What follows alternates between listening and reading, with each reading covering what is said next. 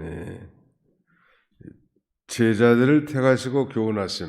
오늘 본문 12절로 26절 말씀을 중심으로 제자들을 택하시고 교훈하심.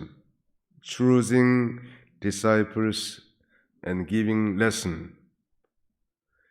제자들을 택하시고 교훈을 주심. 오늘 본문은 두 가지의 주제가 언급되어 있다고 그랬죠. 첫째는 제자들 택하셨다는 것.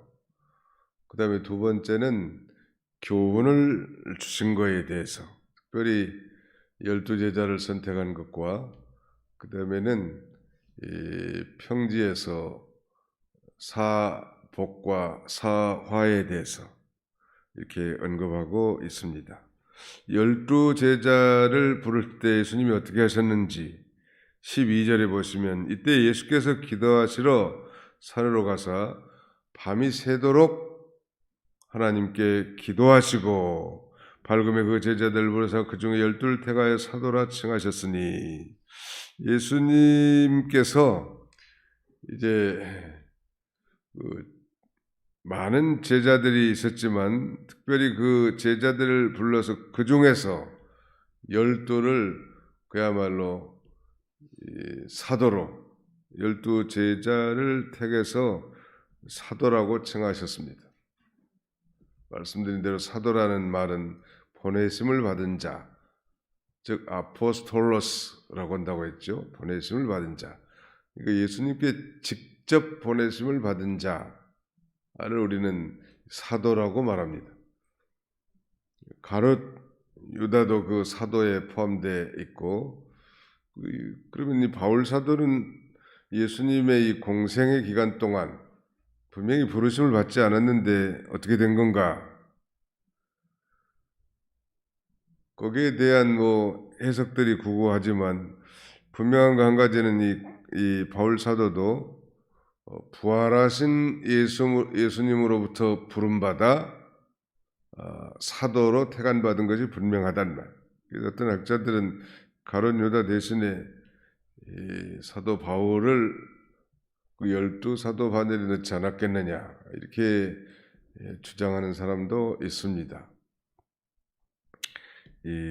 중요한 것은 이 제자를 선택할 때, 사도를 선택할 때 하나님이신 예수님께서 밤이 새도록 기도했다는 것.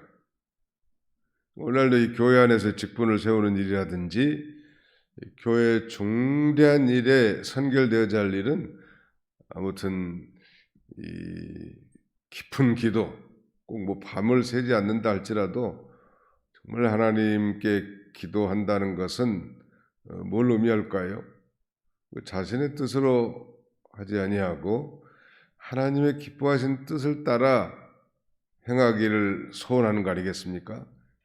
주님, 내 뜻대로 마옵시고 아버지의 뜻대로 되기를 원하나이다. 오늘날도 교회 안에서 말이죠. 목사님이 친한 사람, 또 목사님에게 특별히 잘 대하는 사람, 이런 사람들만 직분을 세우고, 그렇지 않고 더 믿음이 좋고 성숙한 그리스도인들이 배제된다면 그 공동체가 아름답게 세워져 나갈 수 없을 것입니다. 정말로 하나님이 뭘 기뻐하실까? 인간의 감정과 의지를 다 배제한 채 하나님의 뜻을 찾는 것, 육신적인 생각을 다 뒤로 한 채 정말 영적인 뜻, 하나님이 원하시는 것을 찾기 위해서는 우리가 이 짧은 금식이나 절식을 통해서도 즉 간절한 기도를 함으로 하나님께 찾을 수 있다는, 인간의 그 가장 기본적인 생리적인 욕구를 잠시 중단하는 것은 우리로 하여금 그 영적인 세계에 깊이 들어가게 하는 원동력이 됩니다. 그러므로 예수님께서 하신 그 기도의 모본을 따라 우리도 인생에 정말 절체절명의 중대한 사건이나 일을 만났을 때 하나님 앞에 결판을 내는 거예요. 이를 위해서 하나님 앞에 간절히 기도하는 것입니다. 개인의 문제든 가정의 문제든 교회의 문제든 아니면 민족의 문제든 그 어떤 문제든 해결책은 하나님께 있는데 그 하나님 앞에 기도하는 생활이 중요할 것입니다. 우리가 잘 아는 12사도는 이 수사도라고 할 수 있는 베드로와 그의 동생 안드레, 야고보와 요한, 알페의 아들들이죠. 빌립과 바돌로메. 이 바돌로메는 다른 명칭이 이 나다나엘이고 빌립과 쌍둥이 같이 이렇게 묶어서 나오는데 빌립이 전도한 인물입니다. 바돌로메. 마태와 세리 마태를 가리킵니다. 마태와 도마, 알페의 아들 야고보와 셀롯인 시몬. 셀롯이라는 말은 열심당원이라는 뜻입니다. 열심당원. 아마 열심당원이 있었던 모양이에요. 뭐에 대해서 열심당원일까? 당시의 유다 백성들은 로마에 지배하에 있었기 때문에 아마 로마로부터 국권을 회복하고자 하는 강력한 독립운동파가 아니겠는가 그렇게 봅니다. 셀롯이라는 시몬과 또 야곱의 아들 유다와 예수를 파는 자 될 가룟 유다라. 예수님의 중대한 구원운동에 왜 자신을 팔아넘길 가룟 유다를 선택하셨을까? 이것은 우리의 한 가지 의문인 것은 분명합니다. 왜 가룟 유다를 선택했을까? 거기에 대해서는 첫째는 불택자, 악한 자라도 하나님의 구원운동에 이용될 수 있다는 것을 후대에 교회의 본을 보여준 것입니다. 오늘 교회 안에도 하나님께 선택받지 못한 자, 이런 자들이 섞여 있을 수 있는데 그런 불택자나 악한 자라도 하나님의 일에 이용당할 수 있음을 우리에게 보여주는 것입니다. 우리가 건물을 지을 때 소위 아시바라는 걸 설치합니다. 본 건물을 짓기 위한 아시바를 건설하는데 그러나 건물이 완성되면 그 아시바리는 다 철거해 버리지 않습니까? 마찬가지 하나님의 이 구원운동에 아시바리 같은 불택자, 악한 자들도 쓰임을 받지만 그들이 천국에는 결코 참여할 수 없는 것입니다. 뿐만 아니라 이 내용은 성경에 예언되어 있는 것이고 그 성경을 응하게 할 뿐만 아니라 그 다음에 그의 말로를 통해서 우리가 볼 수 있는 것은 이 범죄자의 말로가 비참하다는 사실을 우리에게 교훈해 주십니다. 두 번째 내용은 네 가지 복과 네 가지 화해에 대해서 20절로 26절에 소상하게 언급되어 있는데 짧은 시간이기 때문에 자세하게 설명하기는 어려울 것 같아요. 한 가지 이 네 가지 복은 이 가난한 자가 복이 있다는 것, 또 줄인 자가 복이 있고 우는 자가 복이 있고 또 핍박받는 자가 복이 있다. 어떻게 보면 대단히 역설적인 거죠. 가난한 자보다는 부자가 복이 있는 것 같고 세상적 관점에서는 줄인 자보다는 배부른 자가 복이 있는 것 같고 우는 자보다는 웃는 자가 복이 있는 것 같고 핍박받는 자보다는 칭찬받는 자가 복이 있을 것 같은데 이런 걸 소위 역설이라고 말합니다. 오늘 이 제자들 뿐만 아니라 우리 모두에게 주신 예수님의 이 역설적 교훈이요. 가난한 자가 복이 있는데 하나님의 나라가 너희 것이며 가난한 자가 복이 있다. 이것은 모든 가난한 자가 복이 있다라는 것이 아닙니다. 그런 의미가 아니죠. 이 가난한 것은 엄밀하게 말하면 영적인 가난함을 가리킵니다. 영적인 가난함. 그래도 이해하기가 참 곤란할 거예요. 여기 가난함에 대한 원어 푸토코스는 구걸할 수밖에 없는 절대 빈곤을 가리킵니다. 그래도 어렵죠. 구걸할 수밖에 없는 절대 빈곤. 자, 우리 인간들은 다 아담의 후손들로 태어났죠. 아담이 범죄함으로 하나님과 영적 관계가 단절되었습니다. 즉 영원히 죽어서 태어난 자예요.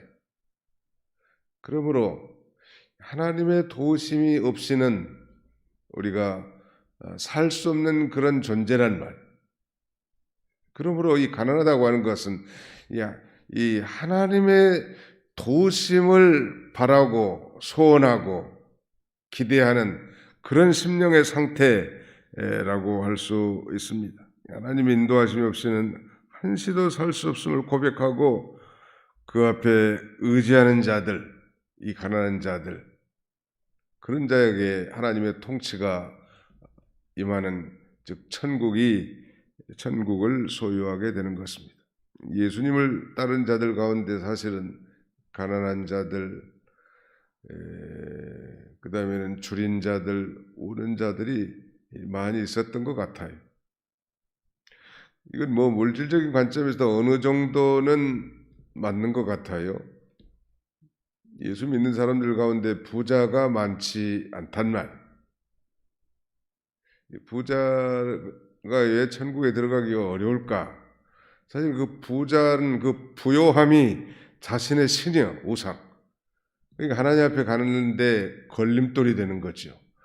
그러나 한 가지 중요한 것은 아무리 물질적인 부자라 할지라도 영적인 가난한 자가 있고 육신적으로 가난한 자 할지라도 마음이 교만하고 부자가 있다는 사실을 잊지 않아야 합니다. 그런 면에서 오늘 본문은 영적인 가난함이라고 할 수 있습니다. 영적인 것에 배고파하고 가난하고 그것을 사모하는 이런 자에게 천국이 임하게 되는 것입니다.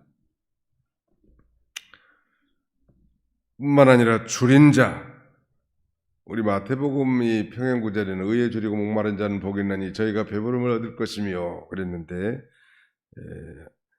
하나님을 찾고 그 의를 이루기 위해서 굶주리고 목마름으로 그 일에 전심질려 가는 자는 만족함을 얻게 된다. 배부름이란 만족함을 표현하는 거죠.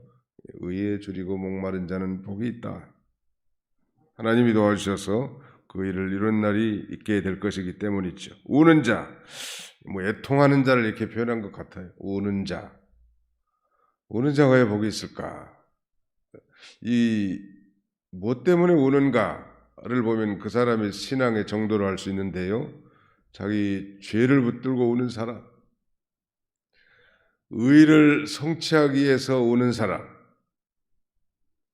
아니 자기 구원을 이루어 나가려고 하는데 잘 안 되기 때문에 울고 애통하는 사람, 이런 사람들은 하나님의 위로를 받게 되고 웃게 될 거라는, 또 예수님을 위해서 핍박을 받는 사람, 복이 있다고 말씀하셨죠. 이 세상에서는 그 상을 다 받지 못하지만 천국에서 큰 상이 예비되어 있다고 성경은 가르치고 예수님이 직접 말씀하신 것이죠. 그 반대로 여기 가난한 자가 아니라 부요한 자, 졸인 자가 아니라 배부른 자, 우는 자가 아니라 웃는 자, 핍박을 받는 자가 아니라 모든 사람에게 칭찬받는 자, 이런 사람들은 화가 있다고 했는데 왜 그럴까? 이들은 하나님이 없이도 살 수 있다고 생각하는 사람이에요. 이거 1차적으로 예수를 믿지 않는 사람이다, 여기에 해당된다고 할 수 있고, 예수를 믿어도 육신에 속해서 하나님을 의지하지 않고 자기중심으로 나간다면 천국에 들어와 있으나 천국을 누리지 못하는 그런 상태이기 때문에 복된 삶이라고 말할 수 없을 것입니다. 오늘 모두는 우리가 언제나 이 가난한 심령, 그 다음에 줄인 심령, 또 우는 심령, 즉 애통하는 심령, 또 주님을 위해서 핍박을 받는 그런 그 성숙한 그리스도인들이 다 돼서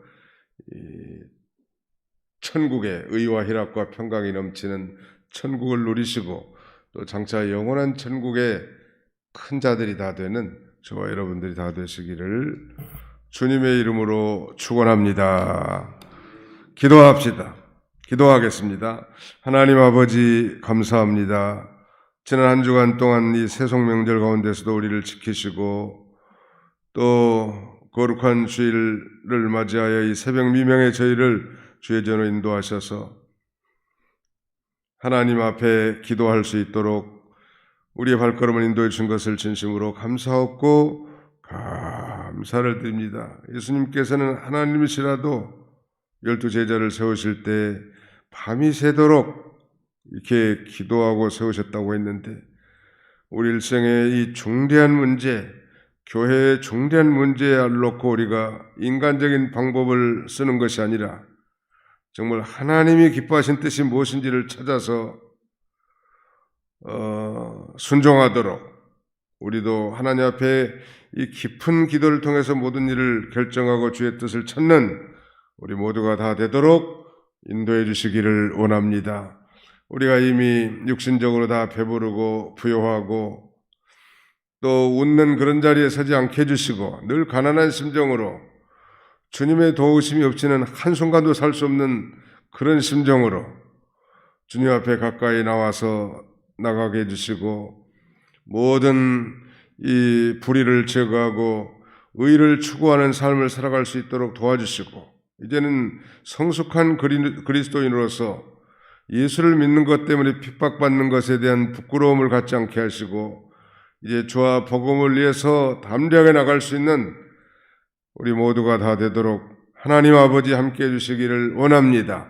오늘 종일토록 드리는 우리의 모든 예배가 다 하늘에 상달되게 해주시고 하나님을 의식하며 하나님과 교통하며 우리의 몸과 마음과 정성과 뜻을 온전히 기울여 하나님 앞에 예배할 때 하늘로부터는 위로와 기쁨, 안식과 풍성한 하늘 양식으로 우리를 충만케 하셔서 우리가 넉넉하게 한 주간도 승리하며 살아갈 수 있는 우리 모두가 다 되게 주옵소서. 거칠고 병든 심령들, 참으로 낙담하고 좌절한 심령들, 참으로 주님 앞에 나와 하나님이 치료해 주시고 회복시켜 주시고 또 새로운 소망으로 가득 채워 주셔서 믿음으로 이 세상을 넉넉하게 승리하며 살아갈 수 있도록 하나님이 함께해 주시길 원하오며 예수님의 이름으로 기도하옵나이다. 아멘.